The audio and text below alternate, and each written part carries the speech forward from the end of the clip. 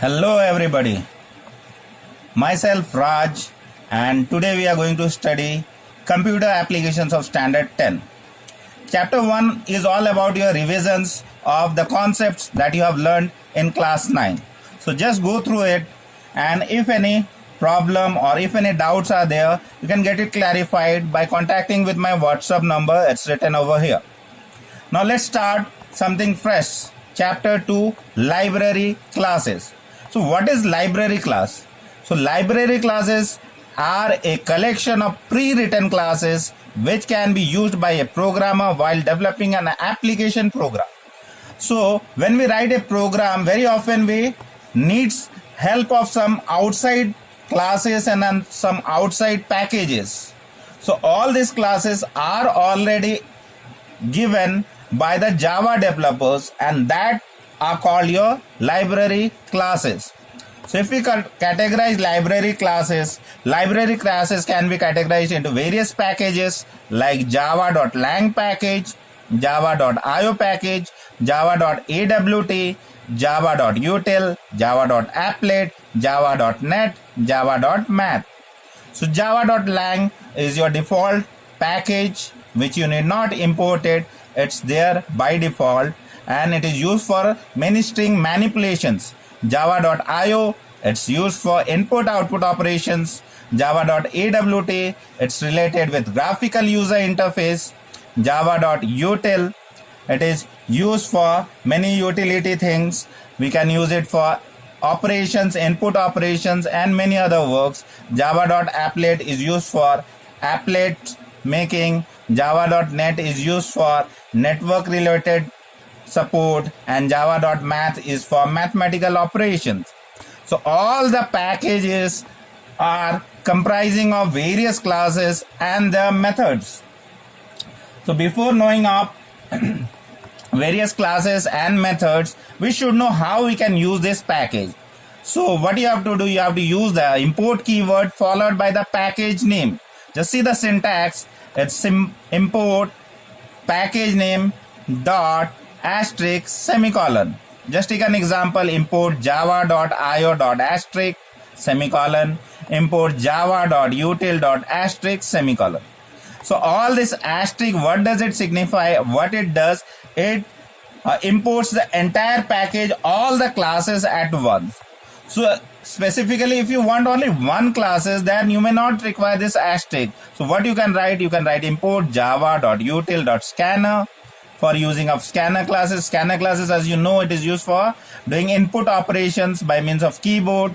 Then import java.util.random. Random is a class which you can use for generating random numbers. As in case of lottery, you see random numbers are generated. Same thing you can do by making use of random class which is in java.util package. Similarly, import java.util.collections, where you can use collections for defining data structure and playing with the data structure, where you can add elements, where you can delete data elements, and you can use import java.util.string tokenizer. Again, string tokenizer is a class which deals with breaking up of a string into various tokens.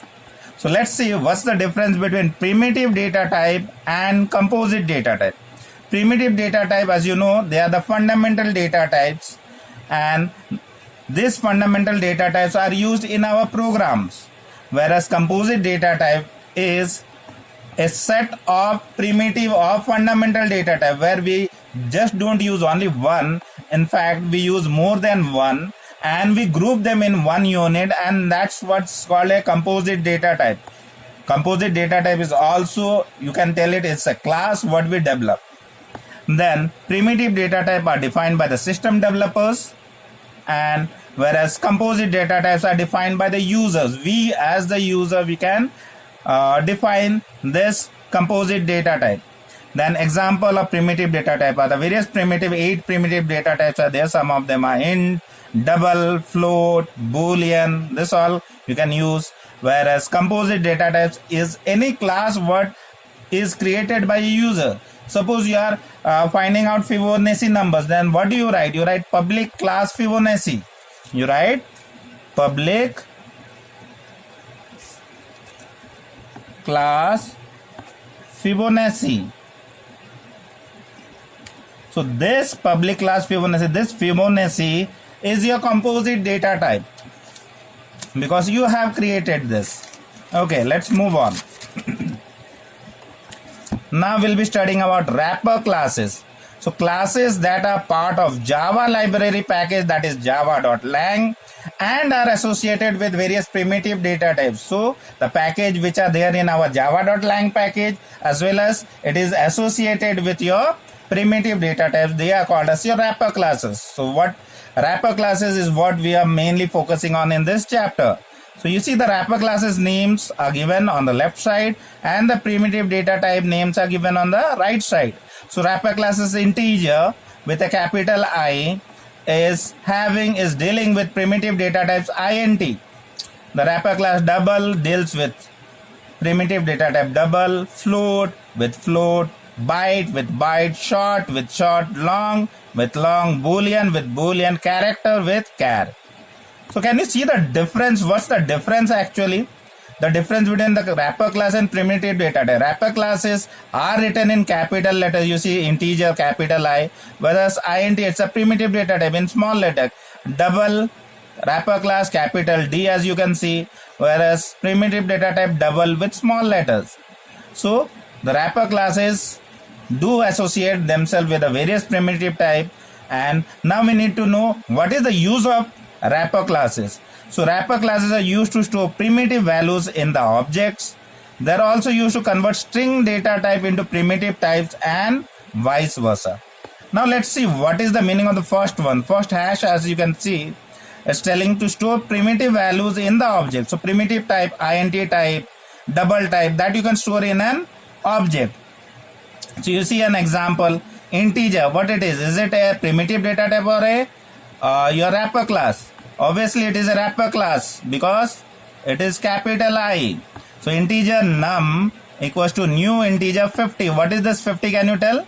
It's a int type. It's a primitive type that gets converted and stored under an object, that is num. So num is of what type? Integer type. Integer is what? It's a wrapper class. So you can see integer is a wrapper class. So here we are saying a primitive data type is getting stored as an object. Then let's see second point, string data type converted into primitive type and vice versa.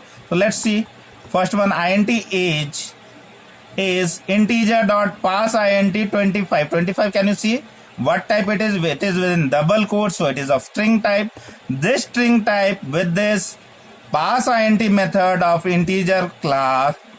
What is the role of pass int method? Already you have studied in class 9 that pass int method is used to convert it into various primitive types. So it converts it into what type? Int. So this 25, which was of string type, will get converted into int type and get stored under the variable age. Similarly, double %, again you see double dot pass double 75.3. So what it is? 75.3, it is again within double quotes, means it is a string type. Again it is converted by pass double method of double wrapper class, and this value 75.3 gets converted into double type and gets stored under a primitive data type of double type, and the variable name is %. Now you see similarly string s1 equals to integer dot to string 47. Can you see 47? Is it of string type? No, because there are no double quotes. So it's a normal int type. So this integer, as you see, integer wrapper class will convert it into string. So this integer will get converted into string and get stored under s1. Similarly, string s2 equals to double dot to string 5.7. Again 5.7 is of double type. It's get converted into string type and get stored under variable s2. So this is first part, and in the second part we will be studying about the methods of wrapper class. Till then, take care. Goodbye.